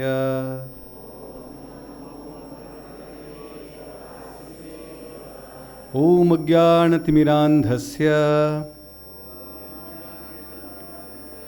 ज्ञानाञ्जनशलाकया चक्षुरुन्मीलितं येन तस्मै श्रीगुरवे नमः. नमो ॐ विष्णुपादाय कृष्णप्रेष्ठाय भूतले श्रीमते भक्तिवेदान्त स्वामिन इति नामिने. नमस्ते सरस्वती देवे गौरवाणी प्रचारिणे निर्विशेषा शून्यवादी पाश्चात्य देशतारिणे। जय श्री कृष्ण चैतन्या प्रभो नित्यानंदा श्री अद्वैत गदाधार श्रीवासादि गौर भक्त वृंद। हरे कृष्णा कृष्णा कृष्णा हरे हरे, हरे राम राम राम हरे हरे। हरे कृष्णा। जय श्री कृष्ण। तो आज बहुत आनंद का दिन है और मंच के ऊपर बैठे हुए राजीव भाई राजगुरु के साथ उनके जो मित्र परिवार जो सभी के सभी कविताएं बोल रहे हैं, तो उनको देख के मुझे भी कविता बहने बोलने की प्रेरणा आ रही है, लेकिन मुझे गुजराती कविता नहीं आती। तो मेरे इस भाषण के शुरुआत में एक मराठी कविता जो मैंने लिखी है परसों ही, क्योंकि अभी सभी कविता बोल रहे हैं तो मुझे भी कविता बोलनी पड़ रही है तो लेकिन ये मराठी है। आशा करता हूँ कि आप सभी लोगों को आता होगा। वैसे ही मराठी, गुजराती, बंगाली, हिंदी ये सब भाषा संस्कृत से ही आई है और बाकी की दक्षिण भारत की भाषाएं ब्राह्मी भाषा से आई है। तो हम सब एक ही भाषा से, हमारी संस्कृति हमारी माँ है, तो संस्कृत से ही बाकी की भाषा का जन्म हुआ है। तो मुझे तो बैठे बैठे सब समझ में आ गया, बोलना सिर्फ नहीं आ रहा था। तो आज मैं मराठी कविता गाता हूँ। तुझा स्मरणात कृष्णा मी असे दंग भावे, तुझा स्मरणात कृष्णा मी असे दंग भावे, जसे भीमेच्या पाण्यात वारकरी अंग अंग न्हाती, तुझ्या स्मरणात कृष्णा मी असे दंग भावे, जसे गीतेच्या पानात पार्थ तुझा संग घेती, तुझ्या स्मरणात कृष्णा मी असे दंग भावे, जसे देहूच्या अंगणात तुकोबा अभंग लिती, तुझ्या स्मरणात कृष्णा मी असे दंग भावे, जसे वारीच्या रिंगणात भजनी कीर्तनी रंग येती, तुझ्या स्मरणात कृष्णा मी असे दंग भावे। नमस्कार। तो ऐसे कहा जाता है कि हमारा जो भाव है, इस भाव से हमारे विचार प्रकट होते हैं और हमारे जो विचार है उससे हमारे शब्द प्रकट होते हैं और हमारे जो शब्द है उससे हमारे कार्य प्रकट होते हैं और हमारे जो कार्य है उससे हमारी आदत, जो हैबिट है वो प्रकट होती है और हमारी आदत से हमारा चारित्र्य प्रकट होता है। सो अल्टीमेटली हमारा जो भाव प्रकट करता है वो हमारा व्यक्तित्व, हमारा चारित्र्य प्रकट करता है। आज राजेश जी ने, मेरे हिसाब से 5-6 महीने पहले की बात है कि जिन्होंने जब मुझे फ़ोन किया था कि इस प्रकार मैंने कृष्ण के ऊपर एक गज़ल लिखी है, तो मैंने उनको सुझाव दिया कि क्यों आप श्रील प्रभुपाद जी के पूर्ण पुरुषोत्तम कृष्ण के ऊपर ही पूरा ये गज़ल आप लिखें। उनके मन में ये भाव आना ये बहुत बड़ी बात होती है, क्योंकि आप सबको पता है कि रोटी सब्जी तो रोटी सब्जी होती है, लेकिन जो भगवान कृष्ण को अर्पण किया जाता है तब उसका भोग बन जाता है। आप सबको पता है कि ईंट और सीमेंट से बांधी हुई दीवार तो दीवार ही होती है, लेकिन जब उसके अंदर भगवान कृष्ण के विग्रह रखे जाते हैं तब उसको मंदिर बन जाता है। देखिए, गांव तो गांव होता है, लेकिन गांव के अंदर जब मंदिर बांधा जाता है तब उसका तीर्थ क्षेत्र बन जाता है। दही, दूध, मध, शहद और शक्कर वगैरह डाल के जो पानी रहता है वो सब लिक्विड ही रहता है, उसको जब भगवान को चढ़ाया जाता है तब उसका पंचामृत बन जाता है। फूल फूल होते हैं, लेकिन भगवान को जब चढ़ाया जाता है तब उसका निर्माल्य बन जाता है। और किताब किताब होता है, जब कृष्ण के बारे में लिखा जाता है तो उसके पवित्र ग्रंथ बन जाता है। इंसान इंसान है, इंसान इंसान है, लेकिन जब कृष्ण के लिए कुछ लिखता है तो उसका संत बन जाता है। तो मुझे लगता है कि राजेश भाई ने जो भी कार्य किया है वो एक संत से कम नहीं किया है। तो भगवान कृष्ण के बारे में जो भी लिखकर आदमी संत बन जाता है। आप विश्वास रखिए कि हमारे देश में जो 4 वेद, 18 पुराण, 108 उपनिषद, श्रीमद् भागवतम के 18,000 श्लोक, रामायण के 24,000 श्लोक, श्रीमद् महाभारत के 1 लाख श्लोक, ऐसा सब मिला के 1 लाख श्लोकों का खजाना है। नालंदा यूनिवर्सिटी जलाने के बाद भी आज खजाना खाली है, रखा है अभी। नालंदा यूनिवर्सिटी नहीं जलाती तो क्या रहता मुझे पता नहीं, करोड़ों में श्लोक रहते। आज संत तुकाराम महाराज जी ने विट्ठल भगवान के ऊपर 4,500 अभंग लिखे हैं। आज हम देखते हैं कि भारत के अलग अलग प्रांत में, चाहे वो नरसिंह मेहता हो, विजय सिंह बोडाना हो, जलाराम बापा हो, महाराष्ट्र के तुकाराम, ज्ञानोबा, नामदेव, गोरा कुंभार, ऐसे संत हो। दक्षिण भारत के हम देखते हैं कि कनकदास, बाद में हम दक्षिण भारत में रामानुजाचार्य, मध्वाचार्य हो गए। उत्तर में हम देखते हैं कि तुलसीदास जी ने 1 लाख दोहों का श्लोकों का तुलसीदास रामायण लिखा है। तो ये सब मीराबाई ने कुछ लिखा है। जो जो हम भगवान के लिए लिखते हैं वो व्यक्ति भी भगवान के जैसा परम पद प्राप्त करता है। हमारी भारतीय संस्कृति ये सिखाती है कि जो भी चीज़ आप भगवान के लिए करोगे, जो भी चीज़ आप भगवान के लिए करते हो, तो आपके भगवान के समान का पद प्राप्त होता है। आप भगवान नहीं बनते, भगवान के समान का पद प्राप्त होता है। और स्पेसिफिकली ऐसे बोला गया है कि ये 3 चीज़ें जो है, हरि नाम, भगवान कृष्ण का नाम, भगवान के विग्रह, मतलब मंदिर में हम दर्शन करने के लिए जाते हैं वो भगवान के मूर्तियाँ मतलब विग्रह, और तीसरा भगवान का प्रसाद। ये तीनों भौतिक नहीं है, ये तीनों भी आध्यात्मिक है। सब जब हम ये तीनों के बारे में हम जब भी बात करते हैं, जब प्रसाद पाते हैं, तो समझना चाहिए कि ये भौतिक नहीं है, साधारण भोजन नहीं है, ये आध्यात्मिक है। जब भी हम मंदिरों में भगवान का दर्शन करते हैं तब समझना चाहिए कि ये साधारण चीज़ नहीं है, ये भगवान का आध्यात्मिक चीज़ है। और जब भी हम भगवान के बारे में बोलते हैं, लिखते हैं, गाते हैं, यहाँ बैठे हुए सभी महानुभावों का मैं भाव देख रहा था, कृष्ण से वो बहुत प्रेम पूर्वक प्रकट हो रहा था। देखिए, भगवान को जानने का मतलब है धर्म, और भगवान से प्रेम करने का मतलब है अध्यात्म। तो यहाँ भगवान से प्रेम किए हुए लोग प्रेम कर रहे हैं, वो लोग बैठे हैं, आप सुनने वाले भी भगवान से प्रेम कर रहे हो। और यही प्रेम का संबंध भक्ति है, यही प्रेम का संबंध एक विशेषता है भारतीय संस्कृति की, हमारे हिंदू धर्म की। भगवान को जानने वाले इस दुनिया में सभी लोग हैं।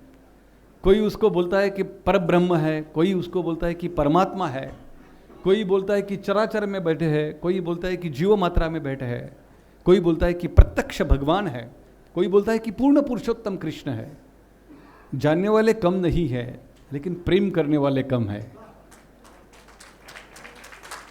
भगवान से प्रेम करने का मतलब है भक्ति, और भगवान से प्रेम का संबंध प्रस्थापित कर सकते हैं 5 रिश्तों से: शांतरस, दास्यरस, साख्यरस, वात्सल्य रस और माधुर्य रस। भगवान भी चाहते हैं कि कोई तो मेरा दास बने, इसलिए दास्यरस पिक्चर में आ गया। भगवान तो चाहते हैं कि कोई तो मेरा सखा बने, अर्जुन, सुदामा, श्रीदामा, मधुमंगल, स्तुक कृष्ण जैसा। भगवान भी चाहते हैं कि कोई तो मेरा माँ पिताजी बने, यशोदा, नंद बाबा, वसुदेव, रोहिणी, देवकी, इनके जैसा। अब भगवान भी चाहते हैं कि कोई तो मेरा पत्नी या प्रियकर बने, राधा के जैसे, रुक्मिणी के जैसे। ये संबंध भगवान भी चाहते हैं। और इसीलिए भगवान से प्रेम से संबंध जुड़ना मतलब भक्ति है। और जब भगवान से संबंध जुड़ता है तभी ये प्रेम गीत व्यक्त हो जाता है और तभी ये श्री कृष्ण चरितम का निर्माण हो जाता है। श्री कृष्ण चरितम ऐसा ही निर्माण नहीं होता है। अब इतने गज़ल कृष्ण के ऊपर लिखना, उसके लिए तो प्रेम ही चाहिए ना हृदय में। आप हिंदी पिक्चर के गाने लिखने वाले लोगों को पूछिए कि एक पिक्चर के 10 गाने लिखने के लिए क्या तेल निकलता है। वो भी झूठा प्रेम है ना, वो इसलिए तेल निकलेगा ही। ये सच्चा प्रेम है। तुकाराम जी ने 4,500 अभंग, एक 40 साल की उम्र, 42 साल की उम्र में 44,500 अभंगा लिखा है उन्होंने। ये प्रेम है। जब हम भगवान के ऊपर प्रेम करते हैं ना, तो आज तुकाराम महाराज जाके 1650 में तुकाराम महाराज गए, आज करीब करीब 400 साल होने के लिए आए हैं। आज भी देहू से पंढरपुर 250 किलोमीटर की रथ यात्रा जब निकलती है, 240 किलोमीटर 20 लाख लोग पैदल जब चलते हैं, तब ये 4,500 अभंग गाते हैं। ये बोलते हैं प्रेम। जब भगवान से प्रेम करते हो तो कभी नष्ट होता नहीं है, वो चिरकाल रहता है। मैं राजीव जी को कहना चाहूँगा कि आपका श्री कृष्ण चरितम भी चिरकाल रहेगा। मुझे उन्होंने 5 मिनट बात करने के लिए कहा था, शायद मैंने मेरा टाइम क्रॉस कर दिया है। और इसी पुस्तक को मेरे हृदयपूर्वक हार्दिक शुभेच्छा देते हुए, और यही पुस्तक कल ही हमने भगवान श्री कृष्ण के चरण में उसको अर्पण किया है। तो इस प्रकार ये भी एक ग्रंथ के रूप में सभी मेरे गुजराती भाइयों को एक प्रेरणा देगा भक्ति करने के लिए।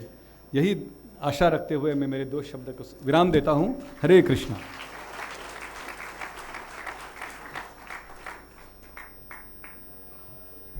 આદરણીય શ્વેતદીપ દાસજીએ ઘણી મર્મની વાત કરી આખી, સાંખ્ય ભાવ, શાંત ભાવ, અલગ અલગ 5 જે એમણે વાત કરી। અને મુખ્ય વાત તો એમણે એ જે કરી, જે સંત તુકારામના અભંગો હોય, એકનાથ મહારાજે જે લખ્યું હોય, એટલે ફક્ત મરાઠી સાહિત્યમાં સંત પરંપરામાં નથી લખાયું, પરંતુ જો આપણે ગુજરાતી સંત પરંપરા પણ જોઈએ તો हमारे यहाँ भी एक परंपरा रही है कि साहित्य, एक वक्त था कि जब साहित्य सिर्फ ब्राह्मण तक पहुँचता था, ब्राह्मणों સુધી ફક્ત સાહિત્ય પહોંચતું હતું, અથવા બ્રાહ્મણો સુધી વેદ અને બીજા ગ્રંથો પહોંચતા હતા। उस वक्त हमारे भी जो संत कवि थे, એમાં ગંગા સતી પણ રાજેશભાઈ આવી જાય, એમાં ગોરખનાથની વાણી પણ આવી જાય, અને એવા અસંખ્ય આપણા દાસી જીવણથી લઈને એવા ઘણા બધા આપણા સંત સાહિત્ય રચનારા છે। उनके साहित्य में पूरा जो वेद उपनिषद है उसका पूरा निचोड़ उनके गीतों में, उनके सर्जन में दिखाई देता है। અને એમણે બહુ જ સરસ વાત કરી કે આવું સર્જન જ્યારે થતું હોય છે એ બહુ લાંબા સમયગાળા સુધી ટકી રહે એવું બનતું હોય છે। અને રાજેશભાઈ, એ આ બધા સંત કવિઓ સાથે તમને મૂકવા એના ના, પણ એ સમય કહેશે। અત્યારે તો આપણે આપણી નમ્રતા દેખાડીએ જ, પરંતુ સમય દેખાડશે, કારણ કે બહુ જ સરસ ભાવપૂર્ણ રીતે આખી વાત રજૂ થઈ છે આમાં। અને હવે સમય છે કે મારે આજના સન્માન મૂર્તિ, આજના ઉત્સવ મૂર્તિ એવા શ્રી રાજેશ રાજગોરને હું વિનંતી કરું કે અહીંથી આવીને તમારી સાથે પોતાનો આનંદ વહેંચે, પોતાના સર્જનની થોડી વાત કરે। આવો રાજેશભાઈ।